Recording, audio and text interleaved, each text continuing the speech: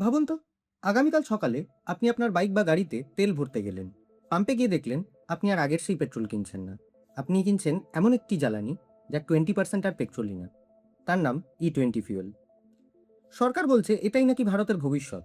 এতে দেশের তেলের আমদানি কমবে, বিদেশে কম টাকা যাবে, কৃষক লাভবান হবেন, পরিবেশও নাকি ভালো থাকবে। শুনতে খুব সুন্দর লাগছে, তাই তো? কিন্তু একটু থামুন। যদি এতটাই ভালো হয় তাহলে এটা নিয়ে এত বিতর্ক কিসের? কেন এখনো বহু মানুষ মাইলেজ নিয়ে চিন্তিত? পুরনো গাড়ির মালিকরা কেন উদ্বিগ্ন? ইম্পোর্ট কমলে পেট্রোলের দামটা কমছে না কেন তাহলে? আর সবচেয়ে বড় প্রশ্ন, এই নীতির সবথেকে বেশি সুবিধাভোগী কে? সরকার, তেলের কোম্পানি, ডিস্টিলারি ইন্ডাস্ট্রি, নাকি সত্যিই আমজনতা? আজকের ভিডিওতে আমরা কোনো রাজনৈতিক পক্ষ নেব না, সরকার যা বলছে সেটাও দেখব, আর যেসব প্রশ্ন এখনো উত্তর চাইছে সেগুলোও বুঝবো। কারণ একটা নীতি ভালো না খারাপ সেটা সিদ্ধান্ত নেওয়ার আগে পুরো ছবিটা দেখা দরকার। কিন্তু ভিডিওটি শুরু করার আগে প্রত্যেকবারের মতো এবারও আপনাদের কাছে রিকোয়েস্ট থাকবে, ভিডিওটিকে লাইক করুন, চ্যানেলটিকে সাবস্ক্রাইব করুন, ভিডিওটি শেয়ার করুন এবং আমাকে জানান আপনাদেরও যদি এই প্রশ্নগুলির বাইরেও আরও কোনো প্রশ্ন থাকে তো। তাহলে চলুন এবার শুরু করা যাক। প্রথমেই বুঝে নেওয়া যাক E20 আসলে কি। E20 এর এর মানে হচ্ছে ইথানল, আর 20 মানে ফুয়েলের বা জ্বালানির 20% হচ্ছে ইথানল, অর্থাৎ 80% পেট্রোল এবং 20% এথানল। এই এথানল কি জিনিস? এটা এক ধরনের অ্যালকোহল বেসড ফুয়েল। ভারতে মূলত আখের রস, গুড়, ভাঙা চাল, ভুট্টা এবং অন্যান্য কৃষিজ কাঁচামাল থেকে এথানল তৈরি হয়। অর্থাৎ এটি মাটির নিচ থেকে তোলা কোনো ফসিল ফুয়েল নয় বা জীবাশ্ম জ্বালানি নয়, বরং কৃষি থেকে উৎপাদিত একটি রিনিউয়েবল ফুয়েল। ভারতে এথানল ব্লেন্ডিং কিন্তু নতুন কিছু নয়। প্রথমে আসে E5, তারপর E10, এখন ধীরে ধীরে E20। অর্থাৎ ইথানলের পরিমাণটা ক্রমশ বাড়ানো হয়েছে এবং এখন দেশের অধিকাংশ ফুয়েল স্টেশনে এই E20 স্ট্যান্ডার্ড পেট্রোল হিসেবে বিক্রি হচ্ছে।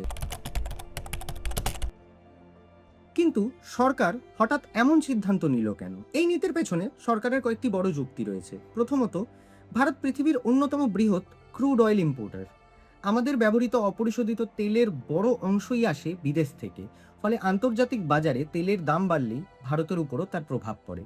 বিদেশি মুদ্রা অনেক বেশি খরচ হয়, ট্রেড ডেফিসিট বাড়ে, এনার্জি সিকিউরিটিও একটা ঝুঁকির মুখে পড়ে যায়।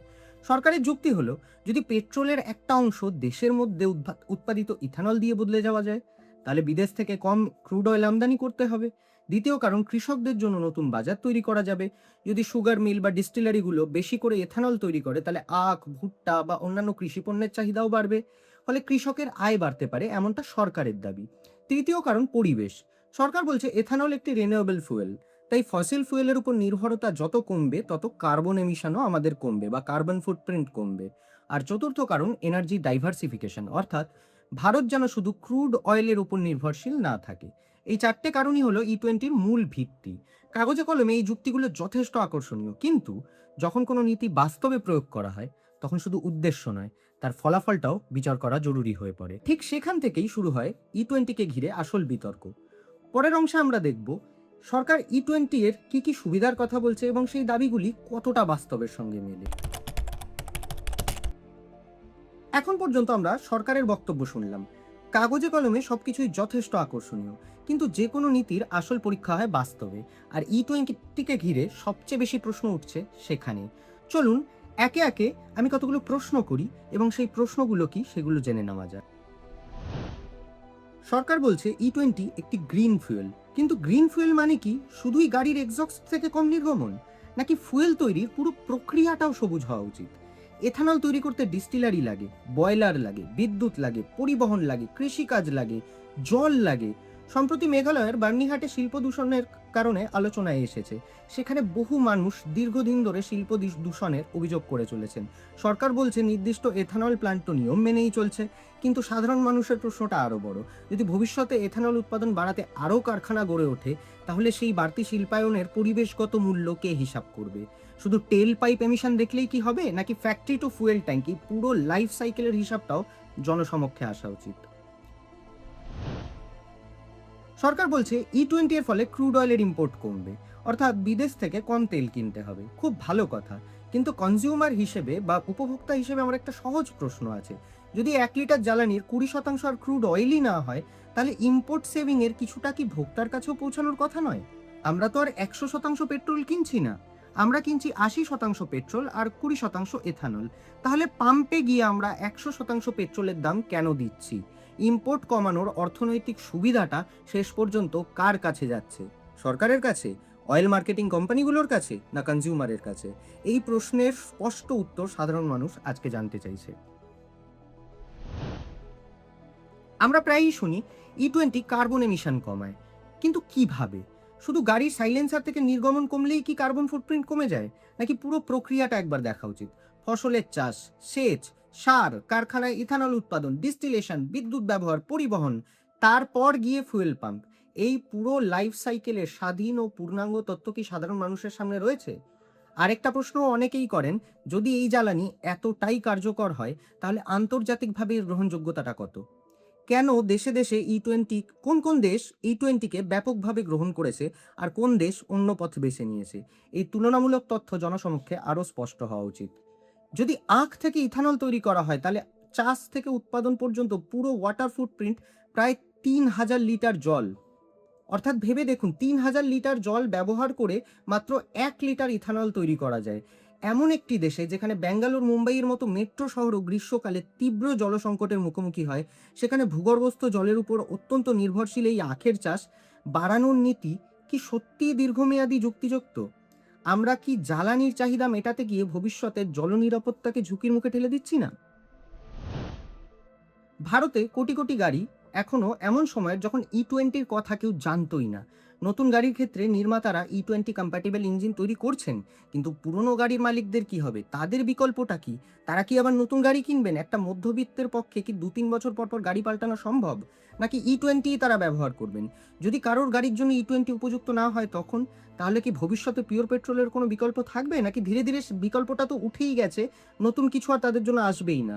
নীতি পরিবর্তন করাটা সহজ, কিন্তু কোটি কোটি মানুষ গাড়ি বদলানো তো এতটা সহজ না। সম্প্রতি পেট্রোলিয়াম মন্ত্রী বলেছেন ফর্মুলা 1 রেসিংয়েও নাকি ইথানল ব্লেন্ড ব্যবহার হয়। তথ্যগতভাবে এই বক্তব্যের ভিত্তি রয়েছে, কিন্তু একটা প্রশ্ন থেকেই যায়, ফর্মুলা 1-এর ইঞ্জিন আর একটি মারুতি অল্টো বা সুইফট ডিজায়ারের ইঞ্জিন দুটো কি এক জিনিস হলো? ফর্মুলা 1 ইঞ্জিন তৈরি হয় সর্বোচ্চ পারফরমেন্সের জন্য, সেগুলোর মেনটেনেন্স সাইকেল আলাদা, সেগুলোর লাইফ সাইকেল হচ্ছে 1000 থেকে 1200 কিলোমিটার বা 1500 থেকে 2000 কিলোমিটারের হিসাবে। প্রতিটি যন্ত্রাংশই তৈরি হয় রেসিং কন্ডিশনকে মাথায় রেখে। অন্যদিকে ভারতের সাধারণ মানুষ যে গাড়ি ব্যবহার করে, সেটা তারা 10 থেকে 15 বছর মিনিমাম ব্যবহার করেন। তাদের অগ্রাধিকার কি? রিলায়েবিলিটি, কম মেনটেনেন্স আর কম খরচ। তাহলে রেসিং কারের উদাহরণ দিয়ে সাধারণ ভারতীয় গাড়ির বাস্তব সমস্যার উত্তরটা কি দেওয়া যায়? সবচেয়ে বড় প্রশ্ন সম্ভবত এটাই, আজ E20, আগামীকাল E27, E30 নাকি E100? সরকারের দীর্ঘমেয়াদী রোড ম্যাপটা কি? E20 কি তাদের চূড়ান্ত লক্ষ্য, নাকি কেবল এটি একটি ট্রানজিশন স্টেজ? সাধারণ মানুষ কি জানেন আগামী 10-20 বছরে ফুয়েল পলিসি কোন দিকে এগোতে চলেছেন? সম্প্রতি একটি কোর্ট কেসে সরকারের তরফ থেকে নাকি এরকম বলা হয়েছে যে E20 ফুয়েল এখন একটা এক্সপেরিমেন্টাল স্টেজে চলেছে। আমার প্রশ্ন হচ্ছে, কোটি কোটি ভারতীয় তাহলে কি সেই এক্সপেরিমেন্টের শুধুই একটি গিনিপিগ?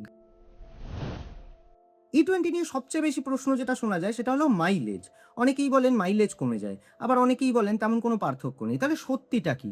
বিভিন্ন রাজ্য, বিভিন্ন আবহাওয়া, বিভিন্ন কোম্পানির গাড়ি এবং লক্ষ লক্ষ কিলোমিটারের বাস্তবের যে ড্রাইভিং ডেটা, এর উপর ভিত্তি করে কোনো দীর্ঘমেয়াদী স্বাধীন গবেষণা কি প্রকাশ করা হয়েছে? যদি হয়ে থাকে, সেটা আরও সহজ ভাষায় মানুষের সামনে আনা উচিত। কারণ আমরা দেখেছি বিভিন্ন অয়েল কোম্পানির চেয়ারম্যান থেকে শুরু করে বিভিন্ন এক্সপার্টরা কিন্তু বলেছেন যে E20 ফুয়েল ব্যবহার করার ফলে মাইলেজ ডেফিনেটলি কমে যায় একটি গাড়ির। আরেকটি বড় উদ্বেগ হচ্ছে ইঞ্জিনের কম্প্যাটিবিলিটি। সরকার বলছে E20 একেবারে নিরাপদ, অনেক নির্মাতাও নতুন গাড়ির জন্য একই কথা বলছে। তবুও সাধারণ মানুষের মধ্যে একটা প্রশ্ন থেকেই যায়, দীর্ঘ 8-10 বছর ব্যবহারের পরের প্রভাব কি হবে? ফিউয়েল লাইন, রাবার সিল, ইঞ্জিনের কম্পোনেন্ট, এসব নিয়ে যে আলোচনা হয় তার নিরপেক্ষ দীর্ঘমেয়াদী তথ্য কি যথেষ্ট পরিমাণে প্রকাশিত হয়েছে? যদি মানুষের মনে এখনও সংশয় থাকে, তাহলে সেই সংশয় দূর করার সবচেয়ে ভালো উপায় হচ্ছে স্বচ্ছ তথ্য, যেটা এখনো অবধি কোনো রকমভাবেই প্রকাশ করা হয়নি। এবং এটি যদি সেই ডেটার এক্সপেরিমেন্ট হয়ে থাকে, তাহলে আমি আবারও বলছি, কোটি কোটি মানুষ কিন্তু আপনাদের গিনিপিগ নয়। আমাদেরকে গিনিপিগ ভাবা বন্ধ করুন। সবশেষে একটাই প্রশ্ন, এই নীতি থেকে সবচেয়ে বেশি লাভ কার হচ্ছে? সরকার বলছে দেশ লাভবান হবে, কৃষক লাভবান হবেন, ইম্পোর্ট কমবে, কিন্তু সাধারণ উপভোক্তা কি সেটা পাচ্ছে? যদি ইম্পোর্ট কমে, তাহলে কি তার খরচ কমছে? যদি মাইলেজ নিয়ে প্রশ্ন থাকে তাহলে তারই বা উত্তর কোথায়?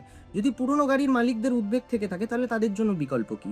একটি নীতি তখনই সফল বলা যায় যখন তার সুবিধা শুধুমাত্র কাগজে কলমে নয়, বরং সাধারণ মানুষের জীবনেও স্পষ্টভাবে দেখা যায়। তাই প্রশ্নটা হওয়া উচিত, E20-র প্রকৃত উপকারভোগী কে? আর তার উত্তর আসা উচিত তথ্য দিয়ে, শুধু দাবি দিয়ে নয়। তাহলে আজকের এই পুরো আলোচনার শেষে আমরা কি বুঝলাম?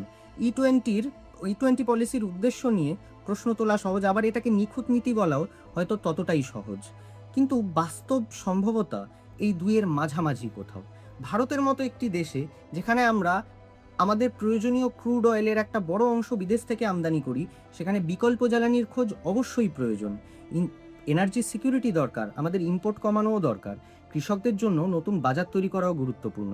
কিন্তু কোনো নীতি শুধু উদ্দেশ্য দিয়ে বিচার হয় না, তার ফলাফল দিয়েও বিচার হয়। যদি বলা হয় কার্বন ফুটপ্রিন্ট কমবে, তাহলে তার পূর্ণাঙ্গ তথ্য প্রকাশ করা উচিত। যদি বলা হয় মাইলেজের কোনো পার্থক্য থাকবে না, তাহলে তারও একটা দীর্ঘমেয়াদী তথ্য সামনে আনা উচিত।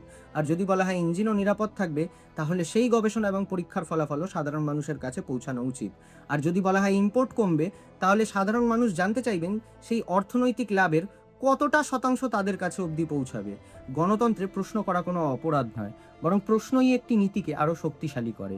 যদি E20 সত্যিই ভারতের ভবিষ্যৎ হয়ে থাকে, তাহলে এই প্রশ্নগুলোর উত্তর দেওয়াও সরকারেরই দায়িত্ব। তাহলে আপনার কি মনে হয়, E20 সত্যিই ভারতের জন্য সঠিক পথ, নাকি এই নীতিতে এখনো অনেক প্রশ্নের উত্তর পাওয়া বাকি?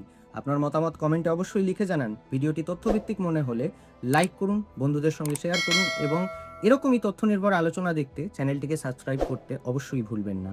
আবার ফিরে আসবো নতুন কোনো একটা টপিক নিয়ে। ধন্যবাদ।